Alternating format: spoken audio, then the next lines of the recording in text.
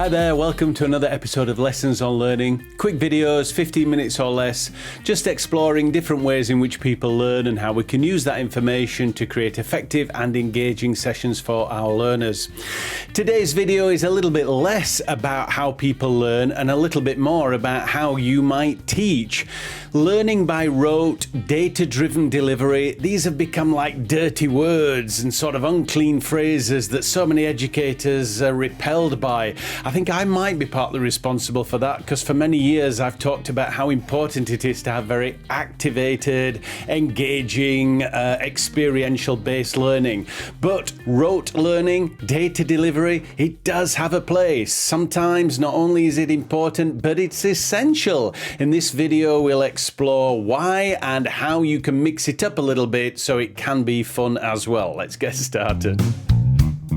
So when we think about data, information, we think about school and the teacher stood in front of the class just talking at us, giving us lots and lots of information that we have to listen and memorize and that kind of thing.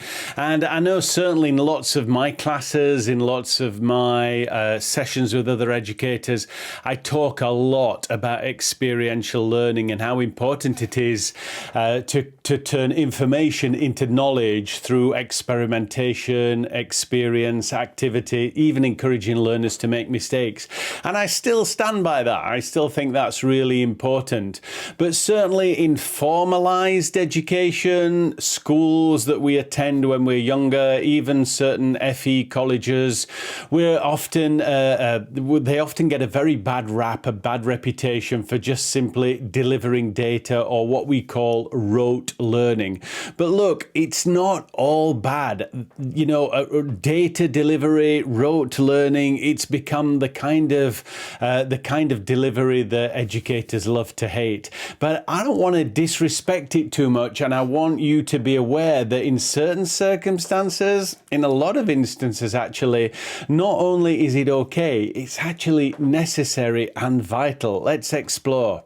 So if we think about data, this is just delivering facts and figures and information, and here's this, here's the other, here's something else, and this is what happens when you add 2 plus 2, and this is what happens when red meets green, and this is what happens when you do it to there and do it to there. And it's all info, data. And you might be thinking to yourself, but I don't want to do that because it's a little boring. It's just me talking to the learners. It's top down. Well, first of all, it doesn't have to be just you talking to the learners. There's lots of videos in this channel that talk about the power of questions, asking repeating questions, small questions, clarification questions, even closed questions, things like that. So it can still be interactive, it can still be two-way. But look, if you're teaching a subject of which the learners in your audience have got little or no foundation knowledge, then you are going to have to deliver some data. I mean, people give schools a hard time for just delivering data and for just delivering information by rote. The amount of classes that I have sat in with experienced educators who stand in front of a room and they really disrespect the formalized education that we get in schools. And it really cheeses me off because I think to myself, well, if it wasn't for that formalized education, your audience probably wouldn't be sat in front of you now because A, they may not have learned to tell the time, so they don't know when the class is starting, and B, they may not have learned how to read, so they never got any of the information from the emails that you sent them about where the class is being held and what to bring with them. So don't disrespect data-driven learning. If you're out there and you're teaching something that's very technical, something that contains a lot of technical information. For instance, a lot of my hairdressing colleagues out there, they might be teaching color science and things like that. Well, there's a lot of foundation information that people need to know. There's a lot of black and white stuff that people need to know. If you do this, that will happen. There's a lot of action and reaction that is objective, not subjective. If I do this, this will happen. Not sometimes, but always. That's data, and that's data that it's really important for your learners to learn, because without that data, it's all well and good setting up experiments and experiential activities and encouraging them to make mistakes, but they won't have the courage to do it unless they have some confidence in the data that they've acquired. And secondly, they won't know what direction to go in. They can go in any one of 360 different directions because they have nothing to base a decision on. So it'll actually be really ineffective experiential learning. Is this making sense so far? So if you have to deliver some data in order to empower your learners to move forward, then don't be afraid in doing it. Make the data as interesting and as fun as possible. Ask some questions, create different modalities out there so people can either listen to you deliver the data, or they can listen to somebody else, or they can read it, or they can look at it and watch it, or they can find out for themselves. But don't be afraid of delivering data as a foundation. Look at it like this. I was having a conversation with a very experienced educator who was far more intelligent than I was. And it was an educator who taught physics in high school. And she said to me, look, Chris, it's all well and good being experimental and being creative. If you have a physicist who wants to try and hypothesize what's behind a black hole, or what's in a different dimension, or the very cutting edge of quantum physics, they have to have a good bed of physics data, physics knowledge. Otherwise, they can't ask the next question because they simply don't know what questions to ask. Does this make sense, my friends? So by all means, deliver data.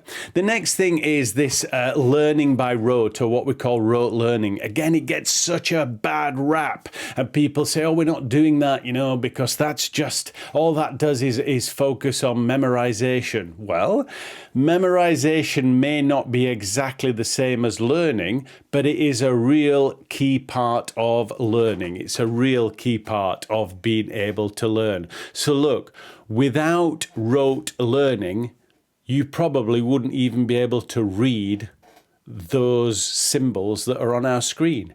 It's rote learning that taught us how to read. It's rote learning that tells us how much money to hand over when we're buying an ice cream on a hot day. So we need a certain amount of rote learning. Otherwise, we just can't take a step forward. Let's think again about fundamental stuff. I teach a lot of hairdressing educators, and it could be about cutting hair or applying colour. There's a lot of data within the foundations of those skills. And unless a learner has memorized those foundations, then every time they're faced with a task, they're going to have to use a huge amount of cognitive load to get to the same place. So if I'm getting somebody to create, to look at an equation that involves several different types of addition, and I need them to get there quickly, if they already know that 5 times 5 is 25, if they know that instantly, then they can use that as a basis to get to 30 or 35 or something like that. They don't have to use all the cognitive load to think, hang on, 5 plus 5 is 10, add another 5 is 15, another one is 20, one after that is 20. They can just say, oh, 5 5s are 25, boom, and they're straight there. So rote learning allows learners to be able to leapfrog smaller problems, smaller tasks, using less cognitive energy. Therefore, they've got more cognitive energy left to apply to these new experimental creative tasks. Is this making sense, my friends? So don't disrespect data delivery, rote learning. It does have a place. It is essential in foundation learning. It's essential in creating confidence within a learner, and more importantly, creating some kind of direction so that our learners can take steps forward rather than steps in any old direction. Okay, so it's worth knowing about. What we have to be able to do with this data and with the rote learning is add something else in there, and it's what I call activation. So they have to be able to activate the data that they have memorized. And activation simply means turning that memorized data into some kind of experience or activity. Let's explore that a little bit further.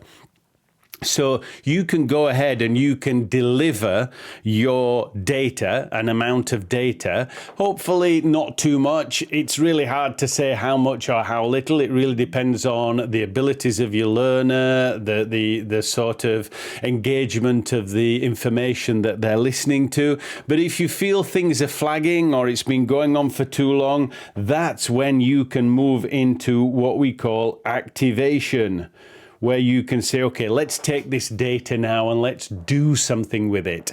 And then you can go back then, they've had a little break and they can have a little bit more data, a little bit more memorizing, a little bit more learning by rote. And then you can activate again and get them doing something with the data, exploring it, experimenting it, even making mistakes with it.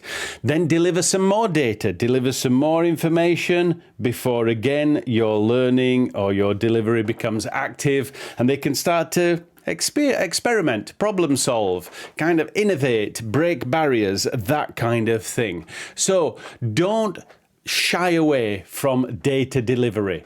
Don't dismiss rote learning. It has a place and it's vitally important, especially if your learner is at the very beginning of their journey or they have a very limited amount of prior knowledge and understanding. Sometimes you need to give them a good bed, a good cushion, a good foundation on which to build on. It's no good getting straight into activities because they're not going to feel very confident. They're not going to know what direction to go in, and the results that they get from those experiences, they're not going to be able to analyze. They don't know what they mean. They're not going to be able to do anything with them. They've got nothing to compare it to, no baseline. So it's not going to be very effective. Look, I hope that's been useful for you, my friends. It was a bit kind of deep and heavy. If you've got any questions, drop a comment underneath this video. I hope it's been useful. If it has, give me a thumbs up and a like. Most importantly, if you haven't done so already, make sure you subscribe to the channel and tell all your friends, especially the ones who might be interested. And if there's a video or a subject that you'd like me to address with a video, again, just drop a comment on this video or send me a message and I'll do a video about that. Thanks for watching. I look forward to seeing you again on another episode of Lessons on Learning. Take care, my friend. Bye-bye.